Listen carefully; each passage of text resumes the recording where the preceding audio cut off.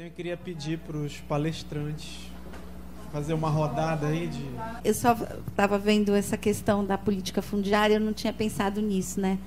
Que a gente está vendo a questão de mudança climática, agricultura, e aí eu estava vendo essas grandes empresas se instalando aqui na Amazônia, né? As empresas de grão, né? Principalmente a Dreyfus, mas todas, né?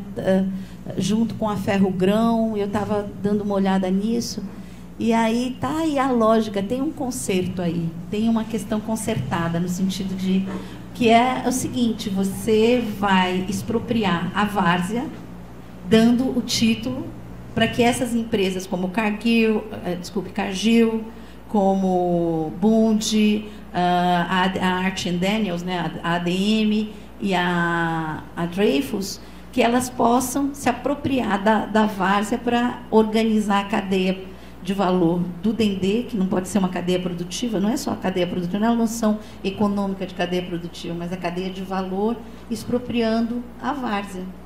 Então, a lei, eu não tinha... Eu realmente, Benatti, foi assim, queria te perguntar se, assim, enquanto risco, se vocês viam o risco dessa... Quando vocês veem essa nova lei, de um viés de apropriação da terra e de um novo cercamento de terras, né, através disso, e a forma como também essas comunidades estão correndo risco, inclusive de vida, em função dessa questão da nova forma como se olha a propriedade, né? Era um pouco isso que eu queria deixar essa pergunta já, mas se alguém quiser, ninguém vai perguntar. Eu não acredito, gente. Olha, tem uma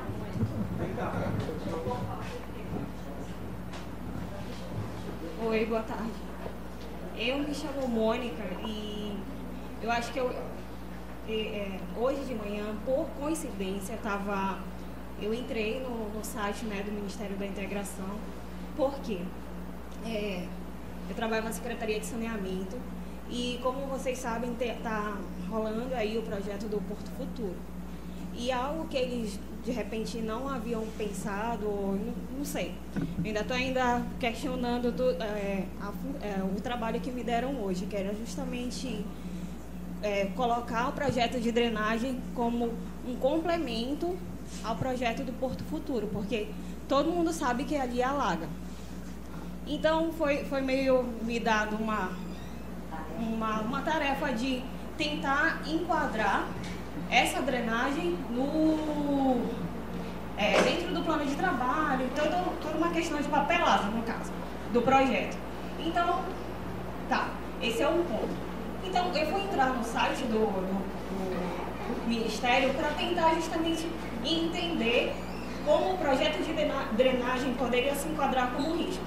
Não sei, eu acho que é por uma questão de cultura mesmo, como alguém falou, que a gente nunca pensa que alagamento seja um risco. E foi nesse site que eu descobri que tem toda a questão do que seria o alagamento. Na verdade, ainda não ficou muito claro. O alagamento, a inundação e a enxurrada. Então, também tive curiosidade e procurei também os outros Paragominas, Barcarena. Então, lá tem algumas informações, inclusive de contrato. Só que aí eu parei e pensei, tem como acessar esses recursos, por exemplo, para, de repente, minimizar os alagamentos daqui de Belém? Eu dei tantas voltas, mas é uma pergunta, no caso.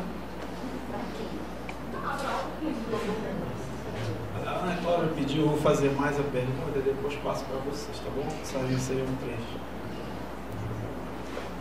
Gente, diante dessas circunstâncias, né, e da maneira como as ações são organizadas no âmbito da política e da gestão, o que a gente podia ter como horizonte para a academia dizer algo relevante, né? O que a gente pode colocar para fortalecer as resistências, né?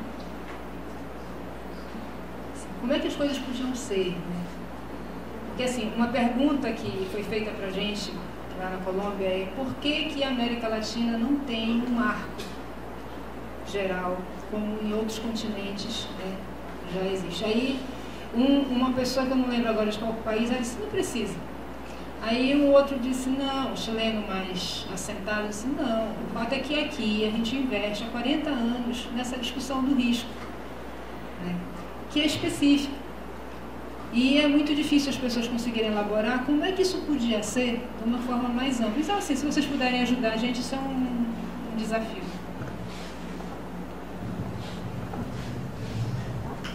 Quem seria o primeiro? Já que o microfone está aqui, né? Bom, eu não sei exatamente se eu entendi bem a pergunta, mas o que nós aprendemos, por exemplo, é que a configuração dos países latino-americanos, e posso falar, digamos assim, dos países da Panamazônia, eles têm dinâmicas muito específicas de configurar a sua realidade em termos de leis, em termos de relação de classes dominantes, quer dizer, eles, apesar de que eles são culturalmente bastante próximos, mas do ponto de vista da evolução do capitalismo em cada um desses países é bastante diferente. E aí você enfrenta, de repente, se você quer, digamos assim, fazer um pacto sobre um determinado assunto, você vai imediatamente encontrar as diferenças e que cada país fica naquela, não, a minha soberania é o que determina minhas ações. Tudo que atinge minha soberania, de alguma forma, eu não aceito. Então você tem que, a margem digamos assim, de articulação entre esses países é relativamente pequena, não é muito grande, porque a inflexibilidade dos países é grande, e especialmente quando se trata da Amazônia, porque a Amazônia, cada um desses países trata a Amazônia como o seu quintal digamos assim, estratégico, que não quer que ninguém mete a mão. Às vezes não estão nenhum problema se vem um multinacional, mas se vem um vizinho já estão com problemas. Então essa que é uma questão interessante. O único país que foge um pouco dessa estrutura é a Bolívia, porque no caso da Bolívia, a Amazônia boliviana é o equivalente do sul do país em relação à Amazônia aqui no Brasil. Que a Amazônia boliviana é a região mais desenvolvida, mais rica, onde tem os grandes, onde está o capital. E todos que estão lá em cima na montanha, em La Paz, tudo isso são os índios e não sei o que, eles desprezam todo mundo que está lá em cima. Então, é completamente o inverso, basicamente. Mas o resto é isso. E na Colômbia, bom, na Colômbia você tem esse problema da Amazônia colombiana, com todos os conflitos armados, o narcotráfico, e tudo isso faz com que é extremamente difícil você, por exemplo, negociar com o governo colombiano alguma coisa que pode... Que faz com que outros países entram muito profundamente lá na Amazônia colombiana para ver o que está acontecendo lá. Então há uma série de dificuldades que a gente precisa entender, mas eu acho que é absolutamente fundamental que os países panamazônicos começam efetivamente, através de projetos desse tipo, começam no processo de integração, porque o capitalismo globalizado, ele arranca, digamos assim, cada país por uma outra periferia. A força de atração, por exemplo, do Brasil, que agora está saindo desse bloco e está querendo se concentrar muito mais nos Estados Unidos, nós estamos quebrando muitas relações com países como Equador, como Bolívia, como Venezuela. Isso causa uma série de problemas. É isso. Bom, eu queria falar com a Cláudia um pouquinho, assim, tentar, se eu entendi que você estava procurando entender como é que um projeto de drenagem, né, como é que você poderia entender quais são como é que são os termos, como é que esse projeto de drenagem vai trabalhar com a ideia, né, entrando no Ministério. É aí que está um dos grandes problemas dessa política nacional e do que é colocado, do que eu chamei de comunidade epistêmica. Quem definiu, e o Cláudio deixou bem claro aqui, né, o que importa para o Brasil, e importou para o Brasil, para começar a pensar em risco, foi a perda de vida de classe média, né, ligada a um setor que era o turismo e que ocorreu no sudeste do país. Embora ele não tenha falado, Santa Catarina também entra muito, nesse período, entrou muito numa perspectiva midiática para definir isso. E aí eu, enquanto cientista política, falo com muita tranquilidade no processo de captura de agenda. Né? Então, houve uma captura de agenda onde você viu o quê? Deslizamento, não foi? Que você viu lá? Como é que chama? Oi? Enxurrada. Né? A gente aqui em Belém, difícil ver enxurrada. Né? O que a gente vê é alagamento. Né? Você vê enxurrada? Impossível. Né? Por quê? Porque aí esses parâmetros, a gente pensa que isso é trivial, mas não é trivial.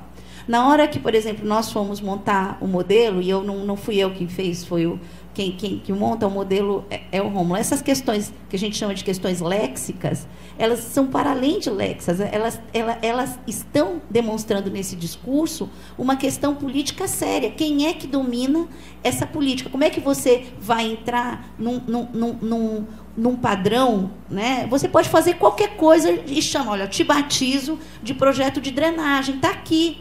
Né? Vai dizer, você incluiu todos os standards, né? Incluir, está aqui, né? Todos os termos. Por quê? Porque, na verdade, isso não é feito. Enquanto nós, né? E aí eu acho que isso é importante, enquanto academia, nós não fizermos esse tipo de reflexão conjunta e, para além disso, integrar essas bases de conhecimento em grandes propostas de interpretação daquilo que acontece na Amazônia e marcar essa diferença, nós vamos continuar tendo que fazer isso, entrando no Ministério e tendo que assumir e fazer, né, aquilo que é anular a nossa especificidade. Né? Então, assim, Cláudia, eu sei que você está lá, né, e que a gente, às vezes, tem que obedecer, né? Mas eu acho que você poderia, em algum momento, tentar estabelecer para aquela área o que você vai fazer junto com as pessoas que estão ali, né? Junto com as pessoas que usam aquela área e que passam por ali. Então, um projeto de drenagem que começa a falar, olha, a drenagem ela tem que ser feita dessa forma, não com expectativa de enxurrada, não com expectativa de um alagamento, que é o processo de alagamento que tem no sul e sudeste. Né? Mas qual é esse processo que se vive ali? Né? Qual é a história? Que ali tem uma história. Ali tem a história das docas, tem a história da drenagem que já foi feita. Ali tem um projeto de drenagem que foi feito. Né? Se eu não me engano, ainda no século XIX. Quando foi, na década de 40, 50, né? De 60, um projeto de drenagem que foi feito, inclusive, pelos ingleses, não foi? Ou foi que fizeram aqui também aqui na pé da universidade? Eu não me lembro, mas tem um projeto de drenagem ali. Então, eles estão te pedindo para fazer alguma coisa que já existia. E por que não está funcionando? Né? Então, eu acho que você pode já, a partir daqui, começar a se posicionar para fazer coisa diferente do que a gente está sendo obrigado sistematicamente a fazer. Né? No me lembro muito porque no tengo nada para anotar, mas algunas reflexiones.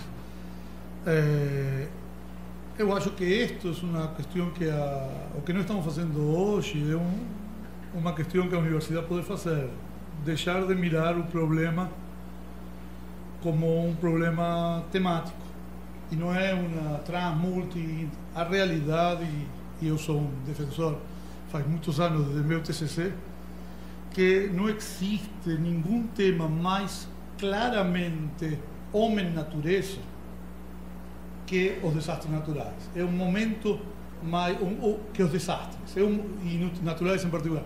É um momento único onde a natureza se encontra com o homem. Porque, e como vimos na minha apresentação, mas aqui mesmo sentado, é tão diversa a temática desde o ponto legal, desde o ponto econômico, desde o ponto de vista sociológico, desde o ponto de vista psicológico.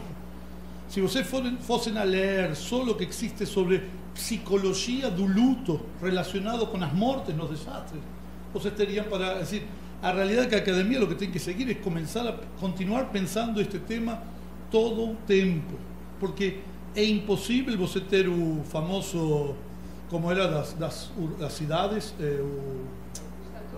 não o plano, antes teve o Estatuto das Cidades, onde tem uma linha, e onde você pergunta hoje, dentro do Instituto de Geologia do Estado de São Paulo, qual é o maior segredo dentro da cidade de São Paulo? É as zonas de risco, porque aí, como o Benatti começou a falar, você mata economicamente a metade da cidade de São Paulo.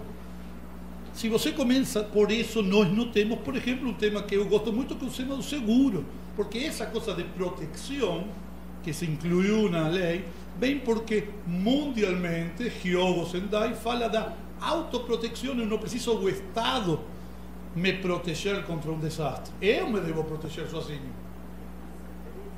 E então, como me protejo sozinho? Entonces, como eu posso, por exemplo, eu me posso assegurar contra a saúde, porque eu vou na Unimed, me fazem um checagem e diz, meu carro, eu mostro meu carro. Mas como eu vou assegurar minha casa se não existe um mapa? Não existe ninguém que venha na minha casa e diga, sua casa vai ser assegurada por X valor, porque sua casa fica em zona de risco. Ninguém quer dizer isto, porque senão faz que todo, por exemplo, toda a doca que se inunda vai para baixo. Então, a academia o que tem que seguir é pensando interdisciplinarmente este tema. E poner algumas coisas importantes, é decir, por exemplo, nós não conseguimos, coisa que faz a maioria dos países, dizer de antemão quanto custa, mesmo que seja um chutômetro, um desastre. Seja os políticos, sejam os gestores, ou qualquer pessoa, pensa em duas coisas, seja em votos, em três coisas: votos, que são vidas humanas, ou dinheiro. Nós não conseguimos dizer quanto custa, e se nós não conseguimos dizer quanto custa, ninguém nos vai escutar. E este é um tema que nós devemos começar a pensar. O terceiro ponto que me parece que é interessante, ou outro assim de los que é o tema de falando depois de América Latina, etc. Não, antes de isso, mas entrando nisso, é que nós estamos em um grande processo de mudança. Nós acostumamos aqui na Amazônia, no Brasil, mas na Amazônia em particular, em pensar em enchentes, alagamentos, secas, etc. Mas a realidade é que nós, já termino, nós nos estamos transformando, seja por todo o que Benatti mostrou, de desmatamento, etc., etc. É uma utopia não pensar que nós temos na cidade de Belém ou na região metropolitana quase 2 milhões de pessoas e que temos 2,5 milhões em Manaus e que nossos problemas cada dia mais serão de desabamento de prédios e não de alagamento. Nós estamos indo, e não vou entrar em discussão de modelos, etc., urbanísticos, ou seja, nós somos uma cidade onde vamos a ter o COBRADE, que é o Código Brasileiro de Desastres. Ele, a metade do COBRADE são os que chamam riscos tecnológicos. E nós não falamos dos riscos tecnológicos. Poluição, contaminação, desabamento de prédios. Nós não temos isto. Nós não conseguimos pensar ainda a nossa cidade como um foco. Em algum momento se começou a falar dos postos de gasolina, mas a realidade é que esta cidade cada dia tem mais prédios, cada dia tem prédios mais altos, e cada dia esses prédios mais altos têm possibilidade de cair. E não é simplesmente porque aconteceu, e a Amazônia está indo nesse caminho. Falando de, e já terminando, agora geograficamente e historicamente, nós temos, quem trabalha de forma coordenada são, dentro da América Latina, por exemplo, são os países do Pacífico, da cooperação andina. Por quê? Porque eles têm os problemas de terremotos e de vulcanismo muito mais claros. Outro problema é que se você vê as cidades, porque afinal de contas esto termina siendo un problema urbano cada día más. As cidades de América Latina, América Latina o América do Sur é un gran vacío no meio. Nós somos extremamente costeros, seja no Brasil. Entonces, a realidade é que todos nós, e botando, Fencer lo colocou de uma maneira, eu coloco de outra, geográficamente nós miramos sempre para fora, nunca miramos para dentro. E, por lo tanto, fazer integração, e aí vem o trabalho do OTCA ou da NIRV, etc., nós não conseguimos falar de bacias transfronterizas. E só para terminar esto, e não somente dentro do país, e juro que já termino, pensemos no que aconteceu com Mariana. Eu falo mais canelo. Pensemos lo que aconteció con Mariana. Mariana aconteció, el desastre de Mariana na costa fue a 700 kilómetros de Mariana. Entonces, cuando comenzamos a trabajar ameaça y vulnerabilidad, que es un tema que a Nívia colocó no inicio, a realidade é que a ameaça pode acontecer em um lugar e o impacto ou o desastre a 700 kilómetros, e nós não somos capazes, nem dentro do Brasil. Por quê? Porque nossa gestão é municipal, e eu falei isso, estadual, municipal, e a realidade é que o desastre não é, nunca será, nem municipal nem estadual. E nós não conseguimos nem sequer colocar fronteiras transfronterizas dentro do Brasil como um tema importante. É decir, falamos do Rio São Francisco, mas é a única vez que nós falamos de fronteiras transfronterizas. Então, ou nós começamos a pensar no tema, quando eu falei médicos, abogados ou professores dentro do município, dentro do estado como carreira, a realidade é meio incompreensível você ter X porcentagem do orçamento para a saúde e X porcentagem do orçamento para a educação, e a realidade que a única coisa que para o país é um desastre como os caminhoneiros ou um desastre como o desabamento na zona central de São Paulo. Deveríamos colocar dinheiro, e esse dinheiro, aí veio o fundo do outro dia que falava, nós não podemos seguir respondendo todo o tempo. E a universidade também não, desculpa, vale muito. Não, vou colocar só algum aspecto. É o seguinte, com a globalização, a finalização do mercado, o que acontece? Os estados perdem o poder da soberania. Não tem controle financeiro. Os países não têm mais soberania sobre a questão financeira. É tudo definido no mercado internacional. Então, a partir daí, qual é a lógica dos estados? Vou jogar toda a minha soberania onde? No espaço, no território. Então, a soberania, aí começa a surgir o quê? Todos os planejamentos ligados ao território. Porque era onde o Estado se sentia mais confortável de ter o controle. Só que eu não controlo a finança, não controlo a moeda, eu crio alguma coisa para evitar o risco. Fundo soberano, não sei o quê, mas não tem mais o controle sobre isso. Está fora do meu poder político. Vou controlar o território. Só que até isso, hoje, os estados estão perdendo força. Por quê? Vou contar rapidinho uma brincadeira aqui, que a verdade saiu na imprensa um tempo atrás. Professores universitários estão desmatando a Amazônia. Eu falei, eu não tenho culpa de nada, não desmatei, nem cortei grama da minha casa para não ter esse problema. Qual era o debate? No fundo, era um fundo internacional de professor universitário americano e sueco que tinha disponível 2 ou 3 bilhões de dólares para investir em compra de terra na Amazônia. E aí a compra, antes, até isso mudou, antes qual era a discussão? Dá um exemplo, a Vale do Rio Doce não comprava terra, ela preferia arrendar do que comprar, alugar, porque ter imóvel, um ativo fixo, demorado, hoje está mudando essa lógica, porque ter um ativo fixo é uma garantia para alavancar outros dinheiros. Por exemplo, qual é o juro americano hoje? 2% ao ano. Qual é a valorização da terra no Brasil? 20%, 30% ao ano. O que eu faço? Um fundo, que tem um dinheiro sobrando, que não estou ligado à produção, vou falar, olha, dou para um grande proprietário e digo, olha, pega esse dinheiro baixo, você tem um prazo. Se daqui a 10 anos não mudar a legislação, porque tem uma lei muito querendo ampliar que o estrangeiro pode comprar terra no Brasil sem ter nenhum controle, hoje tem um controle, os cartórios são obrigados a ter livro sobre compra de terra para o estrangeiro. Se for no cartório, alguns vão ter o livro, só que o livro está em branco, não tem ninguém dizendo quem comprou aonde, não. Mas o estado que mais vende terra para estrangeiro é São Paulo. não é a Amazônia. E dentro da Amazônia seria o Mato Grosso. O que é que as empresas estão fazendo? Estão emprestando dinheiro. Se daqui a 10 anos, 15 anos, não mudar a política, as empresas vão pagar os juros para esse empréstimo. Ou, senão, esses fundos vão virar proprietários dessas empresas. Porque o latifundiário, pessoa física, o coronel tal, está acabando. São empresas que estão comprando terra. Não são pessoas físicas, são jurídicas. Grandes holdings que compram e têm um capital. E holding aí você não tem controle, menos ainda. Então, a soberania, que sobrava de soberania para o país, que era coordenar seu território, não tem. Está perdendo também. Quer dizer, qual é que sobra de soberania para o país? E aí eu acho que a única forma, e as políticas nossas, do outro lado, a nossa resistência qual foi?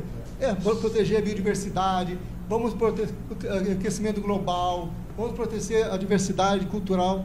Isso não consegue mobilizar, porque a gente fraciona.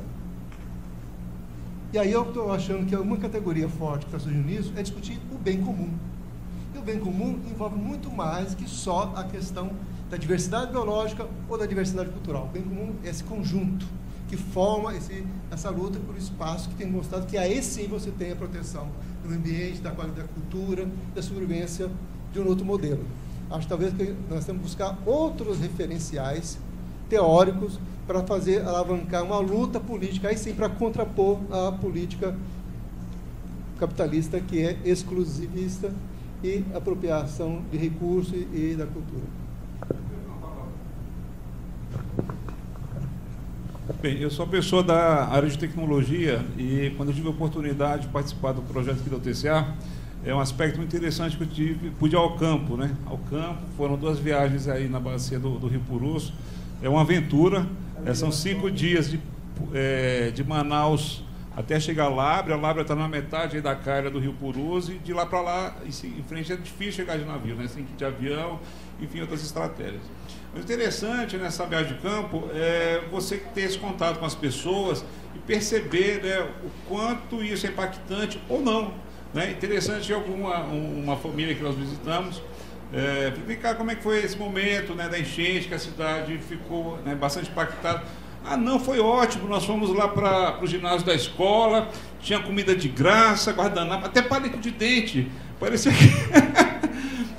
que estava passando férias. Né? Aí você começa a refletir, né, o que é o impacto realmente para as pessoas.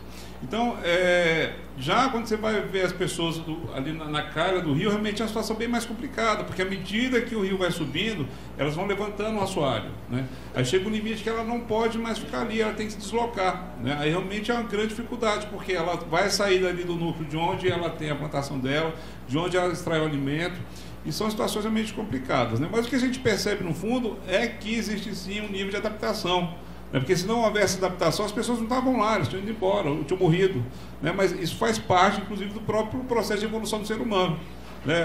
Onde o ser humano vai passando pelas dificuldades, pelas diferentes catástrofes, né? E ele consegue superar isso. Inclusive, eu vi uma matéria muito interessante, saiu na semana passada na American Science, onde questionava por que o ser humano tem um cérebro tão grande. Né? Isso faz parte da neurociência, que é um pouco da minha área também. E achavam que o cérebro humano tinha crescido porque o mundo era muito complexo. Então o cérebro cresceu para poder compreender isso. E essa questão é uma questão interessante, o seguinte, porque o nosso cérebro ele consome grande parte daquilo que dá nossa energia. Então, bastando que você trabalha para você se alimentar, vai para alimentar o seu cérebro, para você pensar. Mas a descoberta é o seguinte, o nosso cérebro cresceu tanto que é para a gente saber enfrentar essas dificuldades, provavelmente os desastres, né? A partir do momento que ele cresceu demais, ele se tornou complexo e essa complexidade voltou ao mundo. Então, quando a gente tenta compreender esses processos complexos de impactos, né, dessas relações todas, então, no fundo, muita dessa complexidade quem criou fomos nós mesmos. Não é um processo assim que é complexo, complicado. Né? Então, tem que... quando se constrói o modelo, então, como foi desenvolvido, uma coisa que eu assim, acho muito interessante nesse modelo é que ele não é um modelo baseado em dados. Né? Geralmente, modelos são baseados em dados. Esse modelo ele é baseado em conhecimento. Né?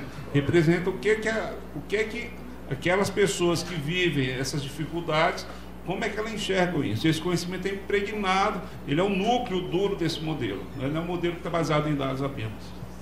E a partir daí você pode realmente extrair, né, estratégias, desenvolver ações importantes nessa busca aí da adaptação às mais difíceis situações. Irvia, tu queres falar mais? Eu nem vou perguntar mais nada. Porque a gente já está com tempo. Eu não vou falar, só queria dizer o seguinte. Não, é só uma coisa. O Bernat falou que talvez a saída seja a gente lutar pelo bem público, né? Não, desculpe, bem público, sorry, bem comum. Eu acho que a gente devia também fazer uma reflexão sobre o mal comum, né?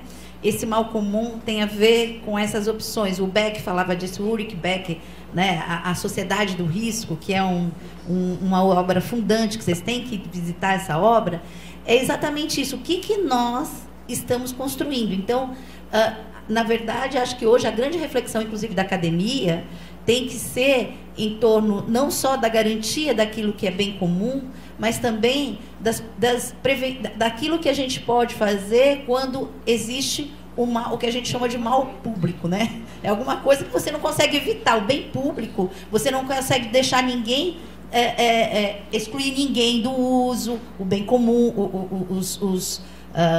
os bens comuns, né? Tem toda uma teoria aí. Mas o mal comum, eu acho que a gente deveria ver também como resultado. E eu acho que essa mesa me faz refletir um pouco sobre isso, tá? É isso, gente. Obrigada. Eu, Cláudia, muito obrigada. Pessoal, a gente queria agradecer vocês mesmo, tá? Acho que tem muitos insights. A gente vai procurar vocês depois, a gente vai precisar escrever sobre essas coisas. Fazer uma troca aí também, né? Do que já se tinha com o que está vindo agora. Então, eu queria agradecer e a gente vai dar continuidade na programação.